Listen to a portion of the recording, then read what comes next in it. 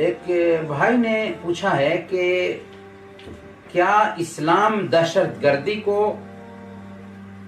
بڑھاوا دیتا ہے؟ اس کے بارے میں وضاحت فرمائیے۔ اسلام دہشت گردی کو کیا بڑھاوا دیتا ہے؟ میرے بھائی، اسلام اور دہشت گردی دونوں کا آپس میں کوئی تال ہی میل نہیں ہے۔ یہ ایسے ہی ہے جیسے کہ آگ اور پانی کو ایک ساتھ جمع کرنا۔ آگ اور پانی ایک ساتھ کبھی جمع ہو سکتا ہے؟ اسلام اور دہشت گردی دونوں کا کوئی تال میل ہی نہیں۔ اسلام کے اندر سلامتی کا مفہوم پایا جاتا ہے، اور مسلمان وہ ہوتا ہے جو سلامتی کو، امن کو پھیلانے والا ہوتا ہے۔ اور مسلمان کون ہوتا ہے؟ اللہ کے نبی صلی اللہ علیہ وسلم نے بیان فرمایا، المسلم من سلم المسلمون من لسانه ویدہ۔ مسلمان وہ ہوتا ہے جس کے ہاتھ اور زبان سے دوسرے محفوظ رہیں۔ اور مومن کون ہوتا ہے؟ اللہ کے نبی صلی اللہ علیہ وسلم نے بیان فرمایا، المؤمن من امنہ الناس فی اموالہم و دمائہم، کہ مومن وہ ہے کہ لوگ اپنے مالوں اور اپنے خون کے حوالے سے اس سے امن میں ہوں۔ اسلام اور دہشت گردی کا کوئی جوڑ ہی نہیں ہے۔ اسلام کے پیغمبر محمد صلی اللہ علیہ وسلم کی سیرت کا اگر ایک آدمی مطالعہ کر کے دیکھے دل کی سچائی کے ساتھ، تو اس کو یہ بات سمجھ میں آ جائے گی کہ محمد صلی اللہ علیہ وسلم انسانیت میں سب سے بڑھ کر امن کے پرچارک تھے۔ لگاتار 21 سال تک ان کو ٹارچر کیا جاتا ہے، پریشان کیا جاتا ہے، اور ان کا جینا دو بھر کیا جاتا ہے۔ لیکن جب مکہ پر فتح پا لیتے ہیں تو مجرموں کے حوالے سے دنیا کا سارا قانون یہ کہتا تھا کہ ان کو سخت سے سخت سزا دی جائے، لیکن اللہ کے نبی صلی اللہ علیہ وسلم نے ان سب کی عام معافی کا اعلان کیا، جس کا نتیجہ کیا ہوا؟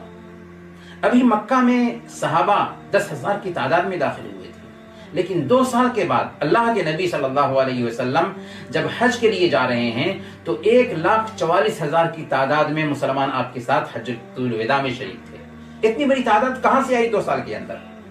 صرف اس بنیاد پر کہ انہوں نے پہچان لیا کہ جس انسان کو ہم نے ٹارچر کیا، جس انسان کو ہم نے پریشان کیا، جس انسان کا ہم نے جینا دوبر کیا، وہ ہمارا ہمدرد تھا۔ تو یاد رکھیے کہ ہر زمانے میں دہشت گردی مچائی ہے انبیاء کے دشمنوں نے، اور الزام ڈالا ہے نبیوں پر، الزام ڈالا ہے اسلام پر، الزام ڈالا ہے اسلام کے ماننے والوں پر۔ اور آپ کو پتا ہے اسلام کو دہشت گردی سے کیوں جوڑا جاتا ہے؟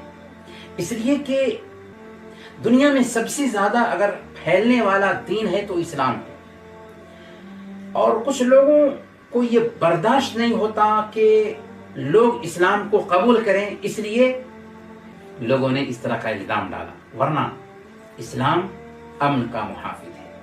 صرف ایک بات اگر ہم دھیان میں رکھیں نا تو سمجھ میں آ جائے گا کہ واقعی اسلام کیسے امن کو بحال کرنا چاہتا ہے، کہ جس نے کسی انسان کو بغیر اس کے کہ اس نے کسی کو قتل کیا ہو اور زمین میں فساد مچایا ہو، قتل کر دیتا ہے تو گویا کہ سمجھ لو کہ اس نے پوری انسانیت کو قتل کیا، اور جس نے کسی کی جان بچائی گویا کہ سمجھ لو کہ اس نے پوری انسانیت کی جان بچائی۔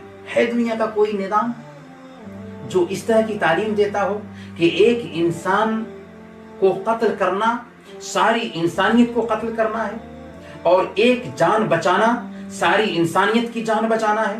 اس میں مسلم اور غیر مسلم کی قید نہیں ہے۔ اس لیے صحیح بخاری کی روایت ہے، جو حدیث کی سب سے صحیح کتاب ہے، اللہ کے نبی صلی اللہ علیہ وسلم نے ارشاد فرمایا، من قتل موحدا لم يرح رائحة الجنة یوم القیامہ، جس نے کسی اسلامی حکومت میں رہنے والے غیر مسلم کو قتل کر دیا، وہ قیامت کے دن جنت کی خوشبو بھی نہیں پائے گا۔ اس لیے हमारी बात का खुलासा ये हुआ कि इस्लाम अमन का पैगाम्बर है, अमन फैलाना चाहता है और मुसलमान अमन के रखवाले होते हैं।